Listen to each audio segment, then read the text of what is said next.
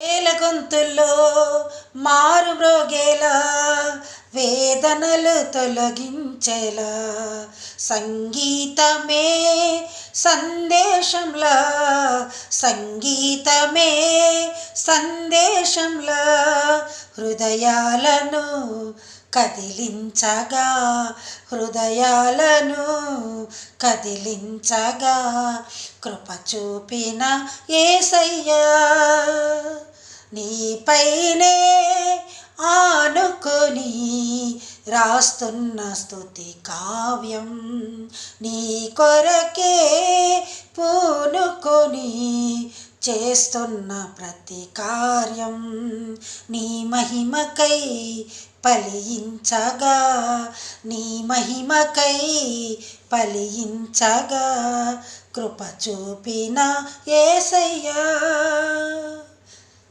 ప్రేమ కలిగిన తండ్రి యేసయ్యా, నీ పైన ఆనుకుని రాస్తున్న స్తుతి కావ్యమయ్యా. ఈ రోజున తండ్రి మాకు ఇచ్చినందుకు మీకే వందనాలు స్తోత్రాలు చెల్లించుకుంటాం.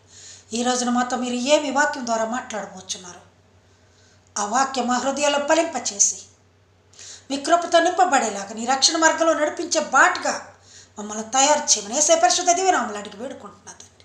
ఆమేన్. అందరికీ వందనాలు. రండి వాక్య భాగంలోకి వెళ్దాం. ఈ రోజున రోజు ఒక వచనం చూసుకుంటున్నాం. దావీదు మహారాజు రాసిన కీర్తనలో 52 అధ్యాయం నిన్నటితో అయిపోయినది.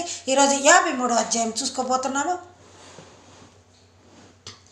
53వ అధ్యాయం చూసుకోబోతున్నాము.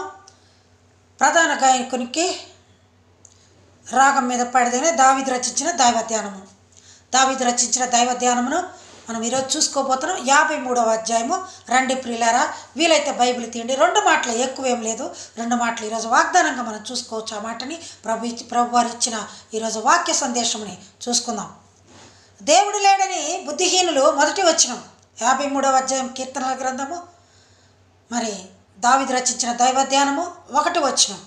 దేవుడు లేడని బుద్ధిహీనులు తమ హృదయంలో అనుకుందురు, వారు చెడిపోయిన వారు, అసహ్యకార్యములు చేయవారు, మేలు చేయవాడు ఒకడును లేడు. దేవుడు లేడని చెప్పువాడు బుద్ధి లేనివాడని దావీదు మహారాజు తన దైవధ్యానంలో చెప్తున్నాడు. దేవుడు ఉన్నాడని ఒప్పుకుంటున్నాడు. దేవుడు లేడని బుద్ధి లేని వాళ్ళు మాత్రమే తన హృదయంలో అనుకుంటారంట. అలాగే వారు చెడిపోయిన వారంట, అసహ్యకార్యాలు చేసేవాళ్ళు మాత్రమే దేవుడు లేడు, ఏమి లేడు అనుకుంటుంటారు కొంతమంది. ఎందుకమ్మా అలా ఉంటున్నారు? చాలామంది నేను అడిగినప్పుడు, ఎందుకమ్మా అలా ఉంటున్నారు? సమయానికి ఆలయమునకు రారు, సమయానికి సన్నిధిలో కూర్చోరు, అంతా అయిపోయేటప్పుడు వస్తారు.